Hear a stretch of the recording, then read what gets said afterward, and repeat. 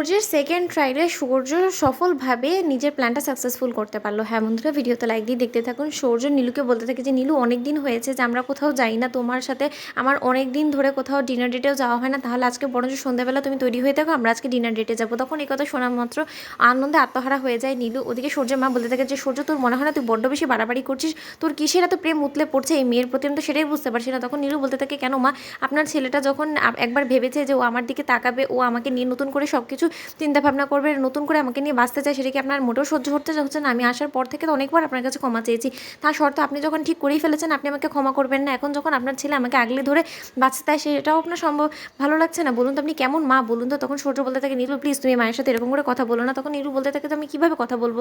তখন সূর্য বলতে থাকে, মা আমি চাই না যে তুমি আমার আর নীলুর মাঝখানে কোনোরকম কোনো কথা বলো।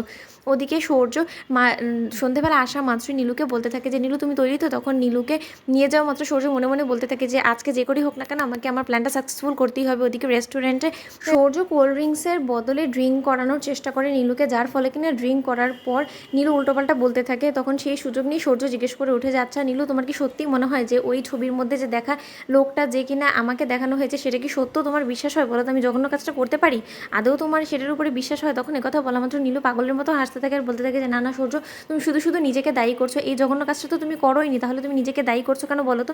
তখন সূর্য বলতে থাকে, কিন্তু নীলু তুমি তো দেখেছো সেই ছবিগুলোর মধ্যে আমিই ছিলাম, তাহলে তুমি এটা কি করে বলছো যে সেটা আমি না? তখন কথা বলা মাত্র নীলু বলতে থাকে, আসলে সেই ছবিটা তো পুরোপুরি ভুয়া বানোয়াট, সেটা তো এডিট করে করা হয়েছে, আর এরকম তো অহরহ এটা করাও যায়। কেন সূর্য, তুমি নিউজ পেপারগুলোতে দেখো না? তার সত্ত্বেও তুমি এগুলোতে কেন বিশ্বাস করছো বলো তো? আর তুমি নিজেকে শুধু শুধুই দায়ী করছো। এখানে তো আসলে দিদিভাইকে ফাঁসানোর জন্য এই চক্রান্তটা করা হয়েছে, তুমি একটা শুধুমাত্র চক্রান্তের শিকার হয়ে গেছো। জানো তো সূর্য, আমি যদি আগে থেকে জানতাম যে তুমি আমাকে এই মুহূর্তে নিতে আসবে, তাহলে হয়তো বা আমি চক্রান্তটা করে তোমাকে অন্তত ফাঁসানোর চেষ্টা করতাম না, হয়তো বা দিদিভাইয়ের সাথে অন্য কারো লোকের ছবিকে এডিট করে দিতাম। আমার যদিও অনেক টাকা খরচ হয়ে গিয়েছে, কিন্তু তার ফলে আমি সাকসেসফুল হয়েছি, কিন্তু এদিকে তো তোমার মান সম্মান নিয়ে টানা হেঁচড়া পড়ে গিয়েছে, সেটা তো আমি কোনোদিনও কল্পনা করতে পারিনি। সেটা নিয়ে যদি আমি একবার ভেবে দেখতাম, তাহলে হয়তো বা আজকে তোমাকে এতটা লজ্জার মুখে পড়তে হতো না। তখন একথা বলা মতো সূর্য বলতে থাকে, তার মানে তুমি কি বলতে চাচ্ছ?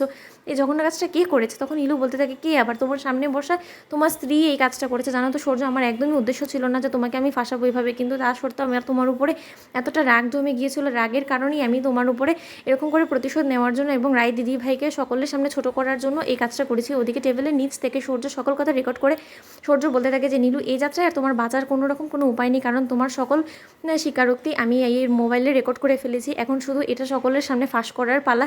আমি চাই না যে আমার কারণে শুধু শুধু রায়ের জীবনটা তছনছ হয়ে যায়, কারণ তোমার মতো মেয়েকে বিয়ে করে আমি যে আমার জীবনে কত বড় একটা সর্বনাশ করে ফেলেছি সেটা আমি বেশ বুঝতে পারছি, কিন্তু রায়ের জীবনে একই সর্বনাশ আমি কোনোদিনও হতে দিব না। তো বন্ধুরা, ভিডিওটি ভালো লেগে থাকলে লাইক এবং শেয়ার করে সাবস্ক্রাইব করতে ভুলো না।